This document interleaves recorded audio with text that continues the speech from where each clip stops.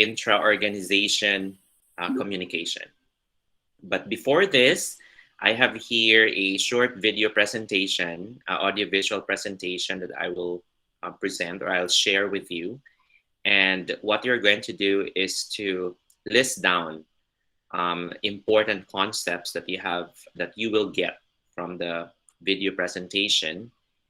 And I want you also to come up with your own recipe of effective communication in the workplace. Again, there are two things that you will do. One is to get the gist of the video presentation. Perhaps you can come up with a hashtag for it. And then the second thing, or the second task that you will do, is to come up with your own recipe of effective communication. It could be a recipe or a formula of effective communication in the workplace. Okay, so if you are ready, let me share with you my the video presentation. Okay, so let me just share my screen. Okay, can you see the screen now? Yes, sir. What do you see? For more visit, can you see that? Yes, sir. Okay, thank you. Yes, So you have two things to do here. One is to get the gist of the video presentation by coming up with a unique hashtag for it. And then second is to come up with your own formula of effective communication in the workplace. Okay, so let me begin sharing with you the video. Be for great communication. We were going to think about our communication as a meal. What are the ingredients that we need to have present in the meal? How do we put together a great meal? Well, let's think about it this way. There are really 5 ingredients that have to be present all the time for great communication to be possible. Right? The first ingredient is clarity. How do you make your point clearly? It's got to be clear.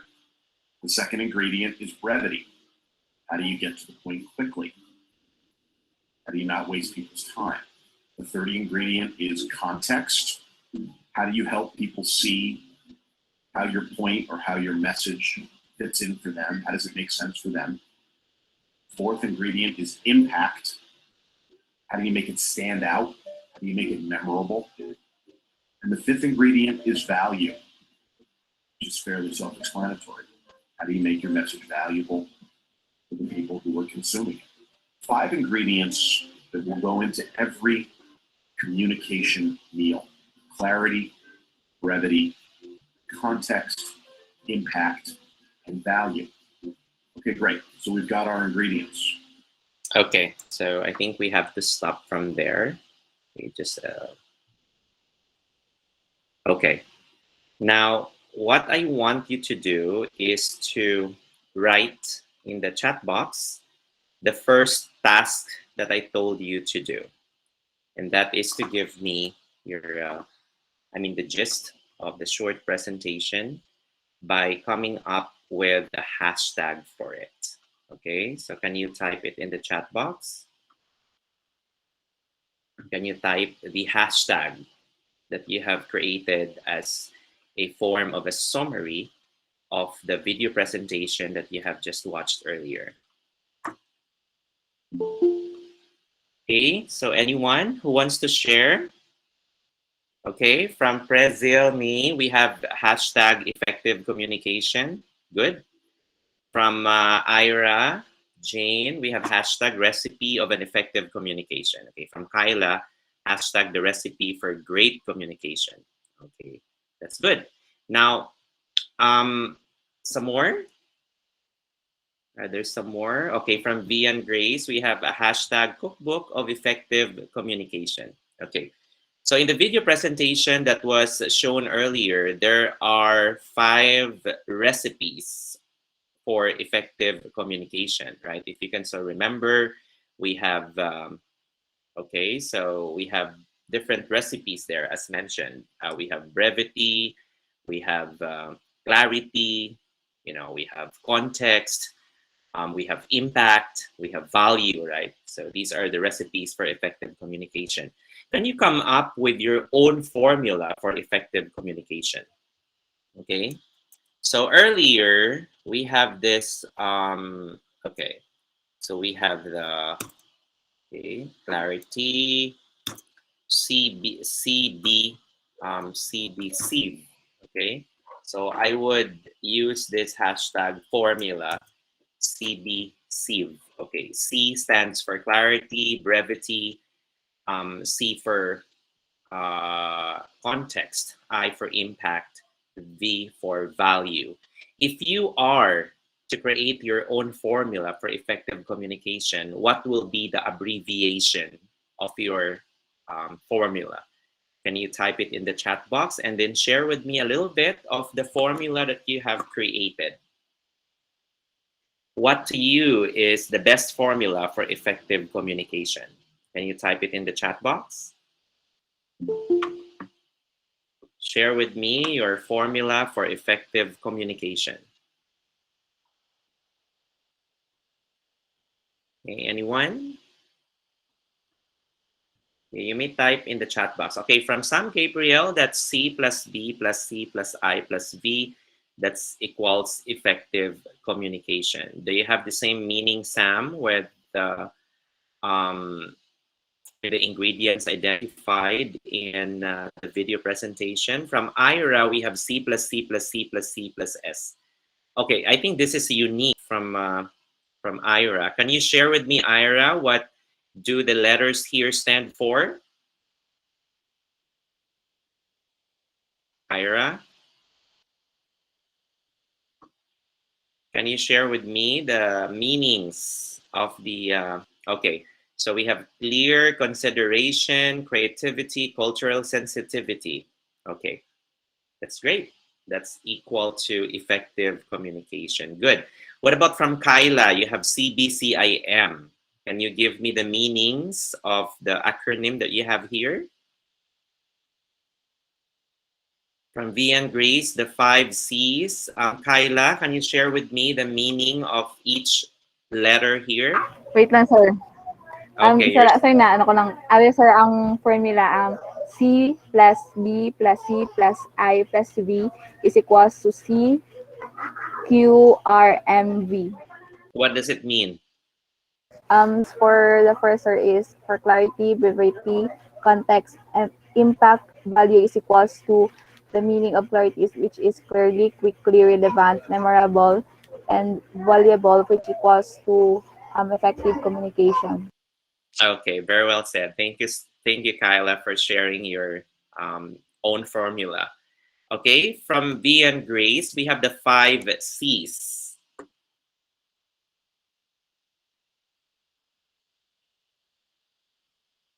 Okay, so we have clarity, concreteness, conciseness, context, and completeness. I'd like to go back to Sam here with his own formula of C plus B plus C plus I plus V equals effective communication. Can you give me your thoughts on this formula, Sam? Oh, it's just the same, sir. With the with clarity, brevity, context, impact, and value. It's just simplified. Okay, so that's your own formula. So you are adapting the formula or the recipe given to us by the short video presentation. Okay, thank you so much. And for the third question, what do you think, or why do you think effective communication or communication is important in intra-organization? I mean, in the organization. Why do you think, yeah, communication is really important for every organization? In relation to the topic that we have here, so our topic is on the flow of inter-organization communication. Why is it important for us to know the flow of communication in intra-organization? From the word intra, what do you mean by the word intra? Intra-organization? Okay, to promote teamwork, correct? So when you talk about intra, we're talking about within the organization, right? We understand that teamwork, collaboration, um, yeah, these are among the important elements of a successful organization. And for us to be able to establish um, teamwork, collaboration, we need to have effective communication in the workplace. Okay? So as mentioned by V and Grace here, to work efficiently to achieve the objectives or goals of the organization.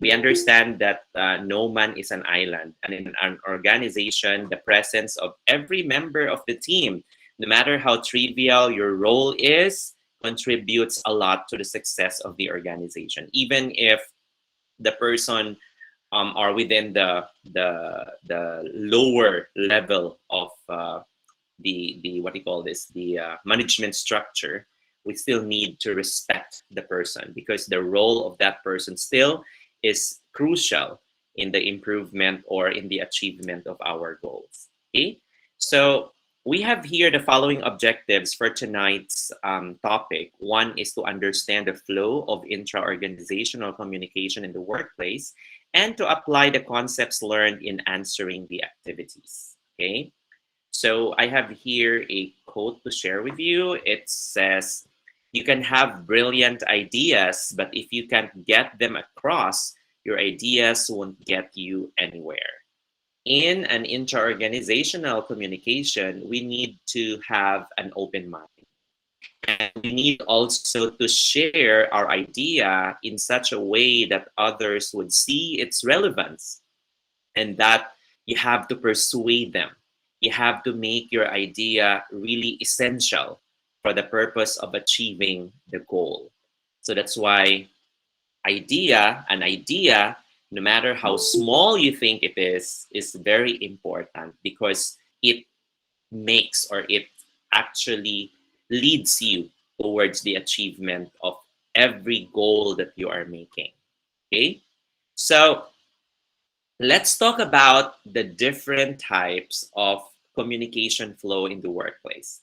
There are four types of communication. One is upward communication.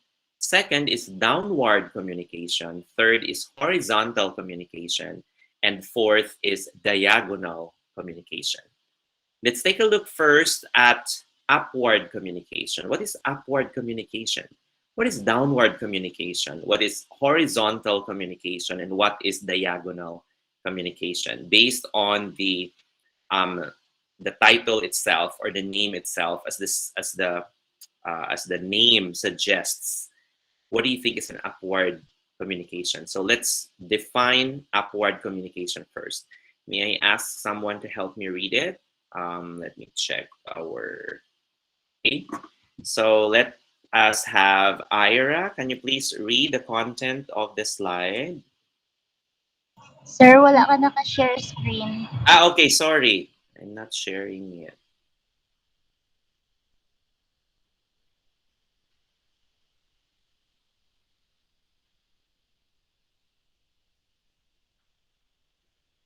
Okay, Ira, can you please read it? Upward communication. It provides feedback on how well the organization is functioning. Subordinates can use upward communication to convey their problems and performances to their superiors. It can also be used by employees to share their views and ideas and participate in the decision-making process. Okay. So what is the direction of communication? What is the direction of communication here? Upward, sir. Okay, yeah, that's upward, which means from the bottom, it's going up, right? So the origin of the communication is the bottom. In that, it goes up to the top management, right? So as mentioned here, it provides feedback on how well the organization is functioning.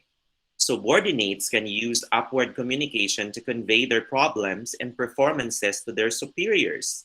It can also be used by employees to share their views and ideas and participate in the decision-making process.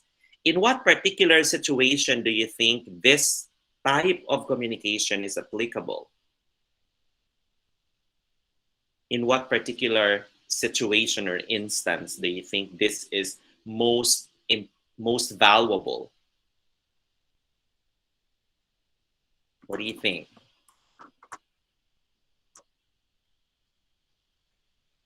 In your life as a student, do you find this upward communication applicable?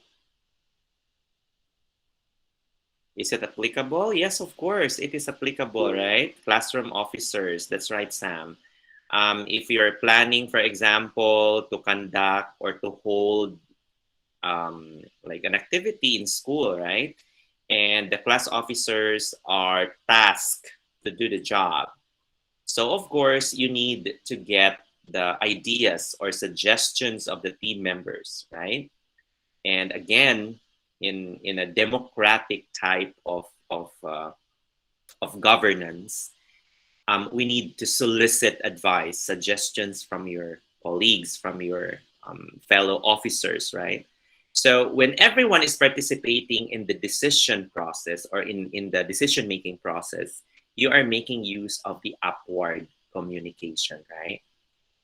Again, as mentioned here, it is used to convey their problems and performances to their superiors. So which means that if you have certain concerns, you are directly conveying or expressing it to your superior. I know you're doing it in my class as well. For example, today I got a message from a student who has not taken the examination yet.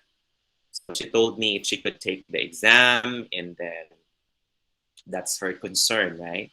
So if she didn't tell me right away, I would not be able to know her concern. So, and because she messaged me, I was able to give her the link of the examination. So in short, that is what you call upward communication. From student to teacher, it's immediate, right? Direct communication from lower to upper, right? And again, in the decision-making process. And also, it provides feedback on how well the organization is functioning. Have you noticed that, for instance, yeah, I know you're not yet familiar with the so-called continuous improvement methodology. This methodology was first used by Toyota in Japan during the time of recession. Japan's economy was so down. And during the time when they had to recover from recession, an American businessman was able to introduce to them CI, or continuous improvement, and they call it as Kaizen. Kaizen stands, I mean, of course, means in Japanese, it means, I mean, in English, it means continuous improvement.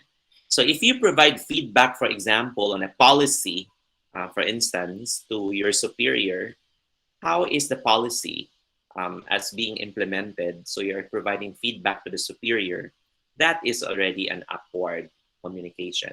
I think this is very common among businesses. For example, food chain, cafe, restaurants, many of managers, for instance, get feedback not only from their employees, but also from their customers, right?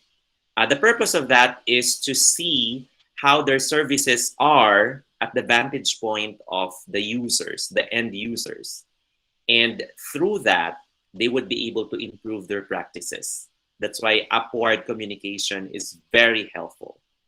I do not know if you have been asked already by your by your what do you call this, by your department head to rate your teachers. Have you been invited once in your life as a school head, I mean as a student, to rate your teacher? That is part of upward communication. If you are rating me as a teacher based on my capacity to teach, based on our relationship as students, I mean as teacher-student, based on my dealings with you as a teacher. So if you are rating me as your teacher, that is already an upward type of communication. I've been invited a lot by my superintendent to rate them based on the criteria given by the CESB, like the commission. It's actually the organization that secures or upholds the quality of management qualities or the services of our superintendents and assistant superintendents in the Department of Education. So in many occasions, I have been invited to rate them. So that is one way of providing them feedback as to how the organization is functioning. And that is one example of an upward communication. I know that you have a lot of experiences. Probably you will experience this as you advance to the higher level of your education at Fellowship Baptist College. So that would, that's very important actually. Please do not take it lightly when your school would ask you to rate your teacher or the services of Fellowship Baptist College. Please be like serious about the rating, because it's not just an exercise that you have to accomplish. It is something that would improve the services of the university or of the college, and your valuable feedback is very important towards the achievement of the goal of the evaluation process. That's why you need to be very sincere and serious about it. Okay? So upward communication, here we have more descriptions of upward communication. May I ask Aliyah to please read the first bullet? Aliyah May. Okay, let me try. Upward communication lead to committed and loyal workforce in an organization because the employees are given a chance to rise and speak dissatisfaction issues to higher levels. Okay, thank you so much, Aliyah. Okay, you see that, right? It's not just the good things. You can also share something like dissatisfaction, right? So upward communication can lead to a more committed and loyal workforce in an organization because the employees are given a chance to rise and speak dissatisfaction issues to the higher levels. Okay, so maybe this is to raise, no, with an A there, to raise and speak dissatisfaction issues to the higher levels. So it's like giving the employees the voice to air out their sentiments, their grievances, their dissatisfaction, because the purpose of this is to improve the system. It's not actually to attack the system, but to improve the system. Because how does the organization know if it's functioning well if the people in the lower part of the organization itself do not feel happy with their jobs, right? So how can the organization achieve its goals? That's very important. Okay, Angeline, can you please read the next bullet? Managers can get to know about their employees' feelings towards the jobs, peers, supervisor, and organization in general. Okay, that's it. So it's very important to know the feelings of the employees. I am a teacher. I mean, I've been teaching online for almost 11 years at Rare Job Philippines Incorporated. And you know what? Every 6 months, I think every 6 months or every 3 months rather, the company is actually asking us to rate our satisfaction level of the job that we are having. The purpose of that is to know if the employees are enjoying their job, because a happy employee is a productive employee. That's why it's very important to know the feelings of our employees in terms of the job that they have, that they are currently having. Because if the employee is not happy anymore, then the company should do something in order to make them happy. So that's very important for, for the improvement of services. Again, we want to, here in upward communication, we want to establish rapport with the employee so that we can ensure commitment and loyalty from them. And again, a committed and loyal employee and a happy employee can really contribute productive and efficient services to the organization. Okay. From Clarice. Clarice, can you please read the last bullet here? The effectiveness of upward communication can be increased by using the grievance procedure, open door policy, counseling, questionnaires, and exit interviews. Participative decision making and ombudsperson, Lutans cited in Magan et al. 2018. Okay, thank you so much. So these are the strategies that we can use on how to improve our upward communication in the workplace. One is grievance procedure. Second is open door policy. Third, counseling. Fourth, questionnaires. Fifth, exit interviews. Seventh, participative decision making. And ombudsperson. That's the last. So let's talk about the different strategies up close. Let's begin with the grievance procedure. May I ask us, Clea Paklibar, to please read it? Grievance procedure. Employees can make an appeal upward beyond their immediate superior. This protects the individual from arbitrary action by their direct supervisor. This encourages communication about compliance. And complaints. Okay, thank you so much. So that's it. For the grievance procedure, the employees here can appeal upward beyond their immediate superior. So if you are, for example, if you are a nurse, so you can not just like complain to the head nurse, but you can even go beyond that to the top management, right? So this protects the individual from arbitrary action by their direct supervisor. So the purpose of this is that because sometimes, direct supervisor, if the person in question is the supervisor himself, or if the man in question is close to the supervisor, well, we have to admit that sometimes there are biases and prejudices that can happen, right? So that's why it's better to go to the top management. So that kind of grievance procedure is really important in ensuring that every person will be treated fairly in the organization. And this encourages communication about complaints, okay?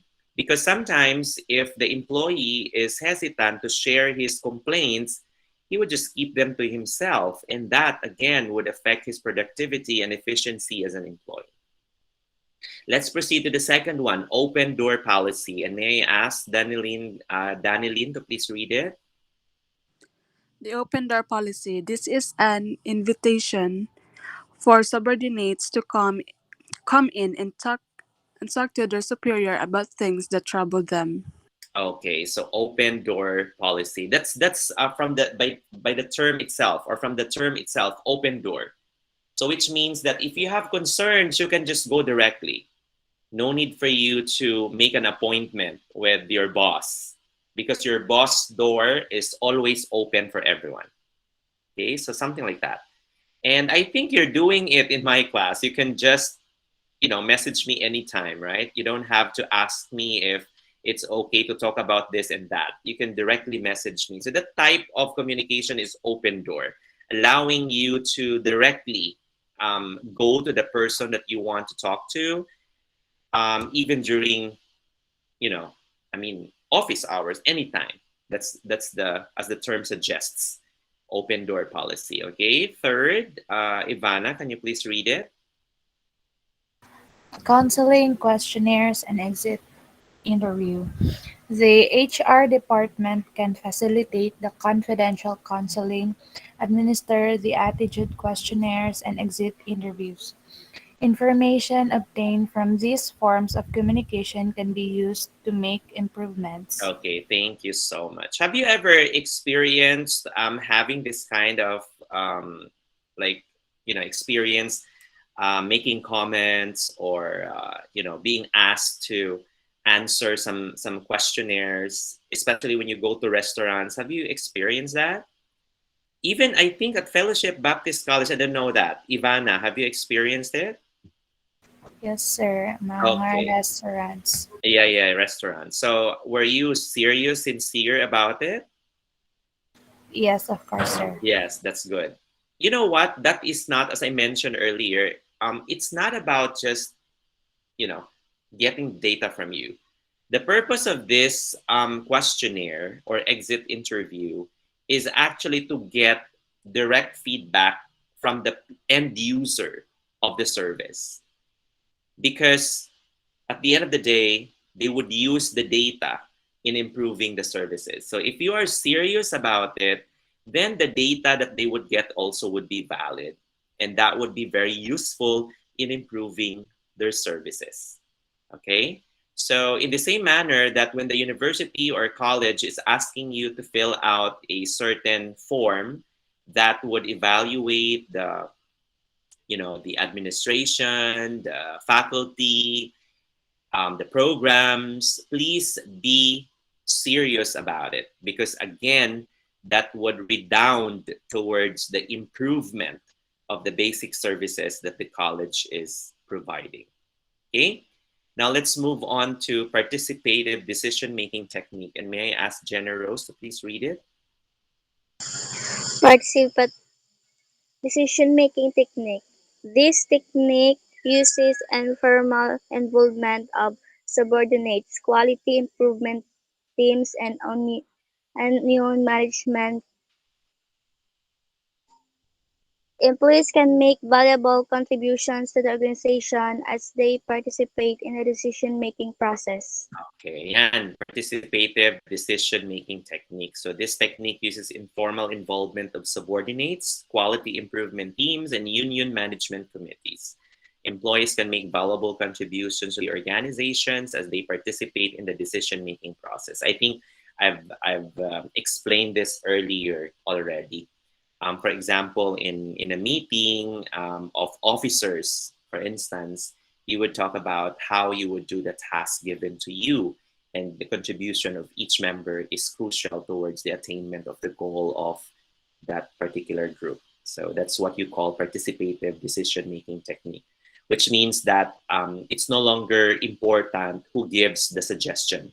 What is important is the quality of suggestions that are given by each member.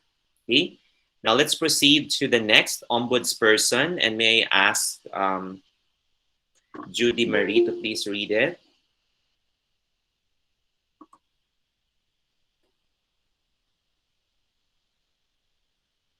Okay, Kyla.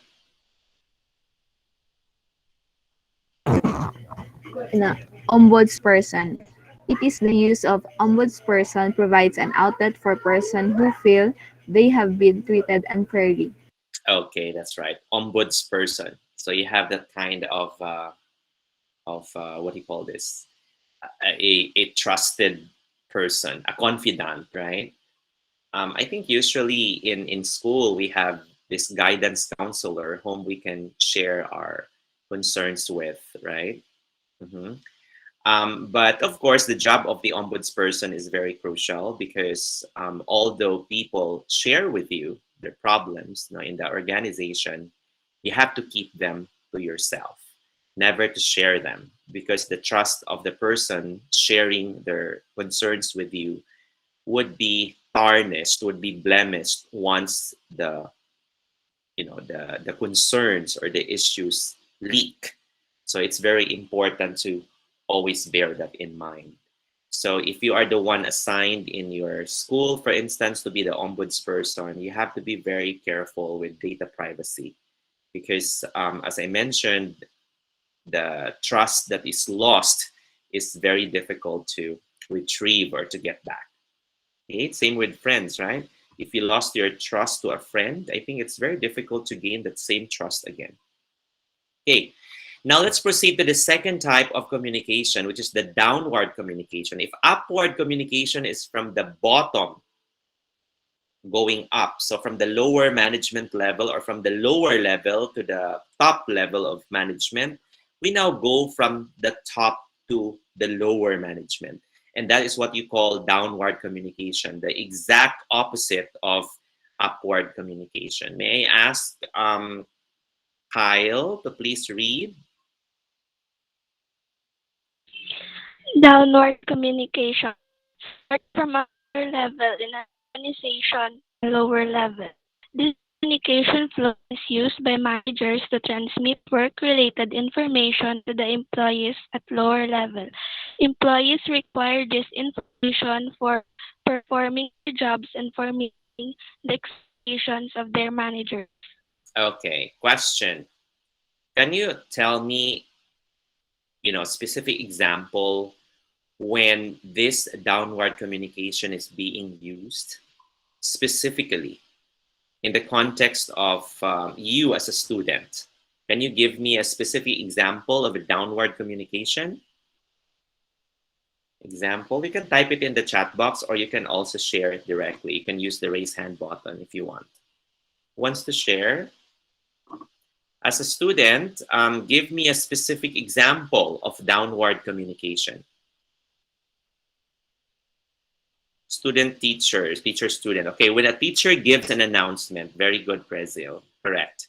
So when I give an announcement, for example, in the chat box, I mean, usually in the messenger, I would say, let's meet up at, let's say, 5:45 p.m. This is the link of your of our virtual class, for example. So that's downward communication from teacher to student, right? So giving of announcements, updates, instructions, right? Appreciation, recognition of teachers to students. Okay, correct.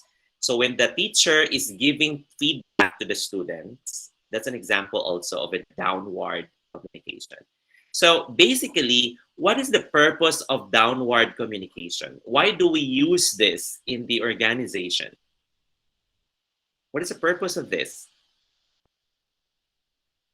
Why do you think we have to do this?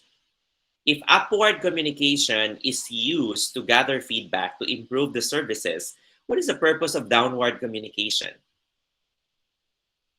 Anyone? What is the purpose of this? You can type it in the chat box. To provide information, that's correct. What else? From Ira, that's to provide information. What else? What other purposes do we have for downward communication? Why do we use this? And why is this important as upward communication? From V and Grace, to motivate or empower. Okay, yes, that's correct, right? We have to motivate because in downward communication, we are sharing here not just the strengths of the employee, but also their weaknesses, like which areas, for example, of your job you need to improve on. So that's very important. You have to share that also. From Sam Gabriel, to inform the people involved from the higher ups to lower level students. So yeah, that's true. Information dissemination, right? To show authority. Well, maybe at some point, yes, but I wouldn't say that because the purpose of downward communication is actually very positive. And that is to ensure that all their employees are doing their jobs according to the descriptions given to them. So for example, in DepEd, because I work from DepEd, I can relate this to newly hired teachers. So if you are a newly hired teacher, or if you are a new employee in a company, it's very important for the company, for the HR department, to ensure that you understood your job and the people around you. You know your relationship with the people around you, from the top management down to the lower management level. So that's why there is this so-called teacher induction program. The teacher induction program is a type of activity that we provide to teachers to familiarize them with the structure of the DepEd, of the Department of Education, and also to give them the explanation of the vision, mission, and core values of the organization. At the same time, to provide them with substantial knowledge on their functions as teachers. What are the expectations from them by the Department of Education, as well as their benefits. So all these necessary information about the organization should be provided by the start of your performance as a teacher. And I think this is also the same with other jobs. So you have to be familiar with your job. How can you be productive and efficient if you do not know your functions well, right? So that's why it's very important for us workers to know our function, our responsibilities, as well as our accountability. So from Generose, it provides procedures and objectives. That's right. Okay. So we have here the purposes why we use downward communication in the workplace. And may I ask Laika to please read here the purposes for downward communication? Downward communication used by the managers for the following purposes: providing feedback on employees' performance, giving job instructions, providing complete understanding of the employee job as well as to communicate them, how their job is related to other jobs in the organization, communicating the organization's mission and vision to the employees, and highlighting areas of attention. Okay, thank you so much, Laika. That's very clear, right? I have given the explanation already. Providing feedback on employees' performance. So right after every year we are being rated. I mean, we rate ourselves, of course, based on our performance. However, that rating should be objective because we have certain guidelines and standards to follow when we rate ourselves, and we have to convene with our superior when we are being rated. And you know, in your performance, there are always things to improve on and things to maintain, right? So this is the best way for us to communicate to our employees or to the people lower than us now in the organization or the subordinates how they can still improve on their performance. Giving job instructions, for example, like what I did earlier, especially when I told you or instructed you about our time for the class and which link you would join into, and providing complete understanding of the employee. So this is the teacher induction program that we provide every time we have new employees. And I think this is also the employee orientation for new employees, right? You communicate the vision, the mission, as well as your job description. And this would also be an opportunity to highlight areas of attention, especially if there are things that you need to work on. Okay, now the third is horizontal communication. And may I ask Myra to please read what is this horizontal communication? Horizontal communication happens among employees of equal rank like committees, task force, and cross-functional project team. It's also called lateral communication as it takes place at the same level of hierarchy and organization.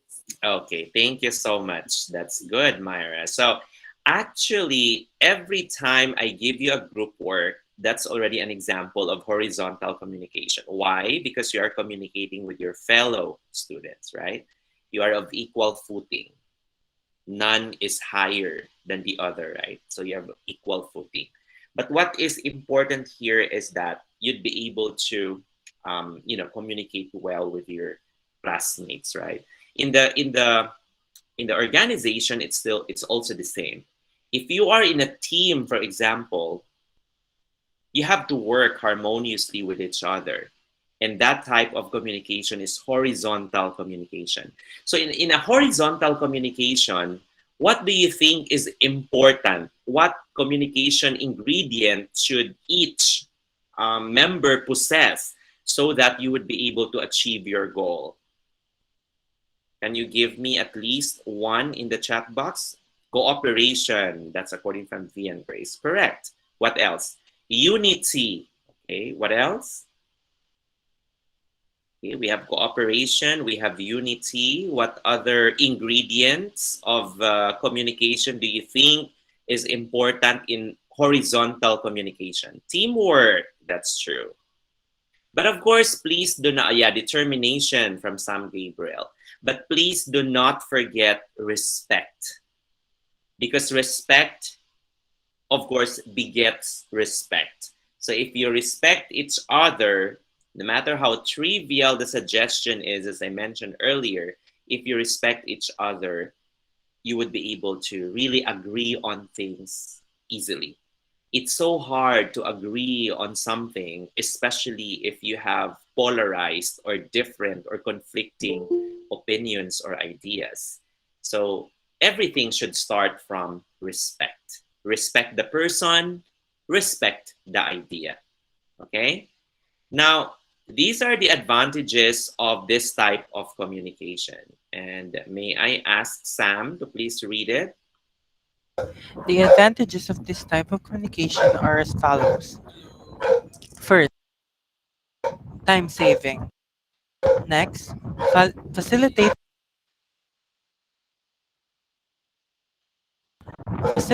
coordination of tasks. Next, facilitates cooperation among team members. The fourth one is provides emotional and social assistance to the organizational members. The fifth one is helps in solving various organizational problems. The sixth one is a means of information sharing and resolves conflicts of a department with other department or conflicts within a department. Okay, thank you so much, Sam. That's it. Why do you think it is time saving, or it facilitates coordination and tasks and cooperation among team members, even provides emotional and social assistance to the organizational members. Also, it helps solving various organizational problems, a means of information sharing, and resolves conflict. The reason why it is so is that you understand your colleague more than anybody else. Why? Because you are of equal footing, right? So, what your colleague is going through, if your colleague is stressed with your job, I think everybody else is stressed, right? I think no one is invincible. Stress is really, it's real, especially during this time of pandemic. Many of us are stressed. Even students are stressed. So if there is someone whom can understand you even more, is someone who is who is in the same circle, right? And if there is someone who should understand you and respect you even more, is the same person in your level. So that's why horizontal communication is really vital in the organization. It's also one way of knowing the sentiments of others. If if the person is also having a hard time, you would know, oh, I'm not the only person in this company who's having a hard time. If the other people are happy, then you know that, oh, we are of the same boat. I'm happy and they're happy. So it's one way of confirming the kind of emotions or feelings or apprehensions you have. So this is something that is also crucial in the company or in an organization, because people should know the feelings of their colleagues, right? So that's one way of confirming na hindi ka pala nag-iisa, no? Kasi lahat naman kayo ay yun yung mga karanasan natin. Okay? Now, let's proceed to the fourth type of communication, and that is diagonal communication. And may I ask Brazil to please read it? Diagonal communication crosses work areas and organizational level. Employees can communicate to other employees without considering the hierarchy or level of employees. Crosses the formal network of communication and chain of command, especially used by expert groups to communicate expert ideas to the different levels of employees. Okay, so we have here a very tangible example. Expert groups to communicate expert ideas to the different levels of employees. For example, in our organization, so I'll use the Department of Education because I work at the Department of Education. We have a certain in the organizational structure. We have this so-called Information and Technology Officer, or the ITO, who takes charge of the of technology, technological issues, no, in the office. For example, internet, equipment, computers, etc., etc. So he is under the administrative office. I work with the curriculum and implementation division, and I'm the head of our functional division, which is the curriculum implementation division. Let's talk about diagonal communication. How does it happen? So it means to say that if I have problem with my computer, I can just call the person to give me expert advice, right? There's no need for him to ensure that he follows through the protocol, because that's the direct communication can be provided because it's diagonal. He can go to different levels of employees. Walang problema, no? Kahit superintendent, pwede yung tulungan, no? Kahit na sino pa man doon sa empleyado na nangangailangan ng tulong, na in as far as technology and ICT is concerned. So parang ganun siya, no? Ang nangyayari. So the same with the lawyer. We also have the lawyer in the Department of Education. So if we have legal problems, so she can directly, or she can go to every group or every level of employees to provide legal assistance. If our problem is about health, we also have a doctor in the Department of Education, so she can also provide us assistance on that matter. So which means that this type of communication, diagonal communication, crosses work areas and organizational level. And this is common among expert groups to communicate expert ideas to different levels of employees. So it crosses formal network of communication and chain of command. Gaya na sinabi ko kanina, kahit na superintendent ka, nangangailangan ka ng advice, no, from the doctor or from the lawyer can immediately provide his advice. Kahit na mas mataas yung posisyon ng superintendent sa lawyer, walang problema, no? Kasi the person in authority to give the advice is the lawyer. So the same with me, like in the hierarchy, no? Walang problema yun. So that's an example of a diagonal communication. So this is usually done by expert groups to communicate expert ideas to the different levels of employees. Okay. And I think diagonal communication happens because of conflict in the environment. Okay. So I'd like RM Claire, can you please read what are the causes of conflict in the work environment? Can you read them? The word conflict produces a sense of anxiety for many people, but it is part of the human experience. According to Joy C. Hucker and William Wilmot, as cited in Magan et al. 2018, the following are the principles of conflict: universal, associated with incompatible goals, associated with scarce resources, associated with interference, not a sign of poor relationship, cannot be avoided, cannot always be resolved, and not always bad. Okay, that's good. Thank you so much, RM. The word conflict produces a sense of anxiety for many people, but it's part of the human experience. Very good. I mean, it's something really, really, what do you call this? Very inspiring. Na we are stigmatized by the word conflict. If there is conflict, oh, we are already fidgety, right? But the thing is, it's part of the human experience. So which means there's nothing to be overly worried about if you're experiencing conflict. It's just part of the human experience. It's part of your experience that would lead towards maturity, because conflict is something that we need to deal with day in and day out.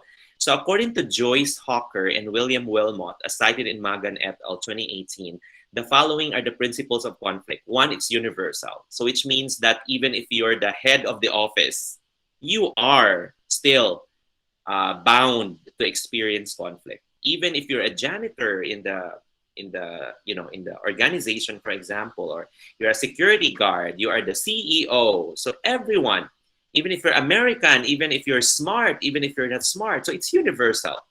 So conflict is universal. Another one, conflict is associated with incompatible goals. That's right. So if you are in a team and during the discussion, there is heated discussion and you're not agreeing on certain terms, it's just okay. Why?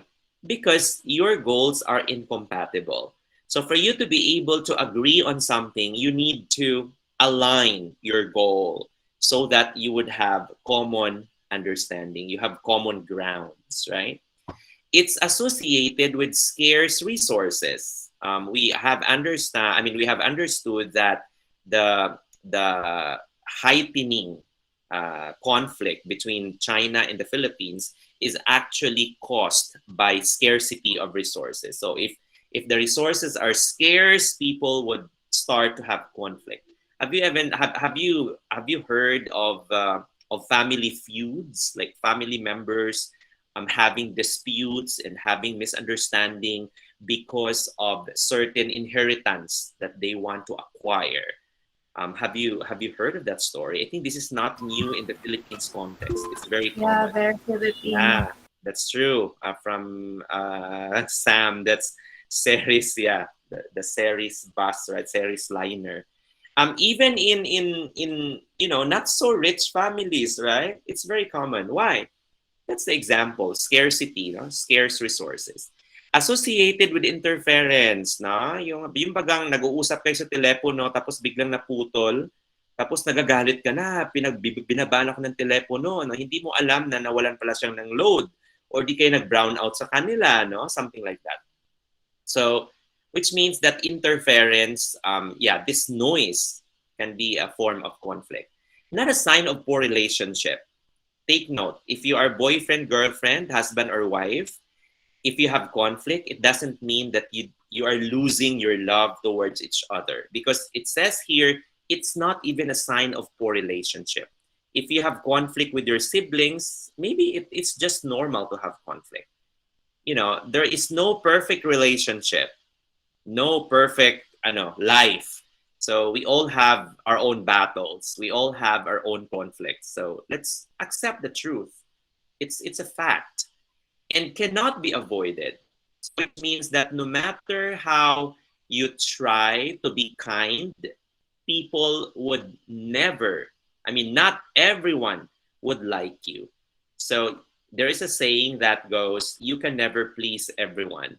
Sabihin mo, nagpakumbaba ka na, sabihin naman ng isa, ayan, pasip-sip lang yan. No? Diba? May mga kwentong ganon. So, which means that no matter how good you are, according to yourself, you have already humbled yourself, you have not even shown aggression, but still, there are people who would think it otherwise. So, which means that it cannot be avoided. Conflict is just normal.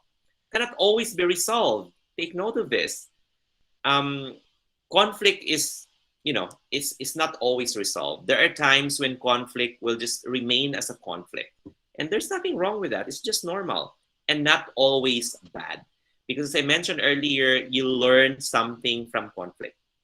First, you learn to be patient. You learn to be kind. You learn to be strong.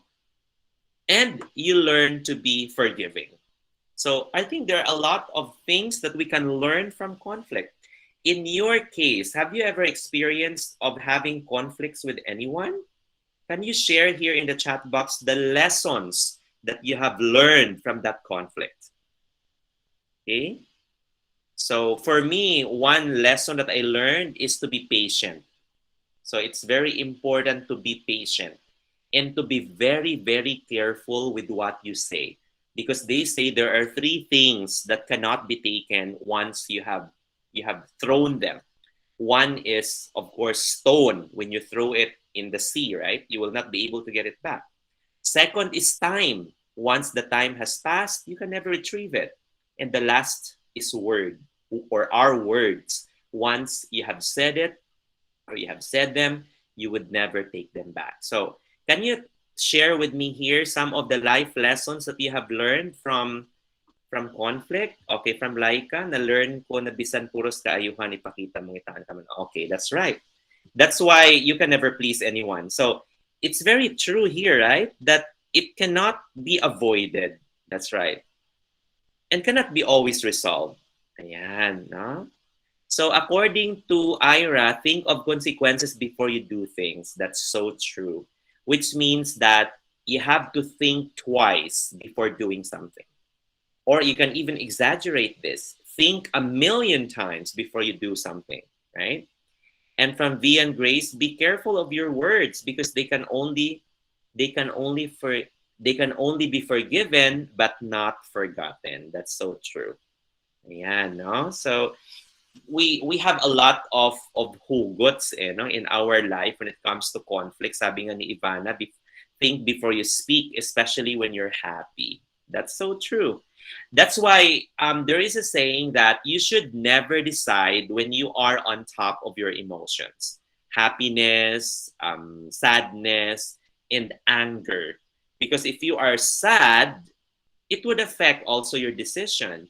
If you're angry, it will also affect your decision. If you're happy, it would also affect your decision. So you have to be very careful when you make decision. I think it's very important to calm yourself and probably go back to your sober self before you make decisions. In that way, you would not miss a single detail in the decision making process. That's right, Ivana. No, never make decisions when you are angry, because that would really affect relationship.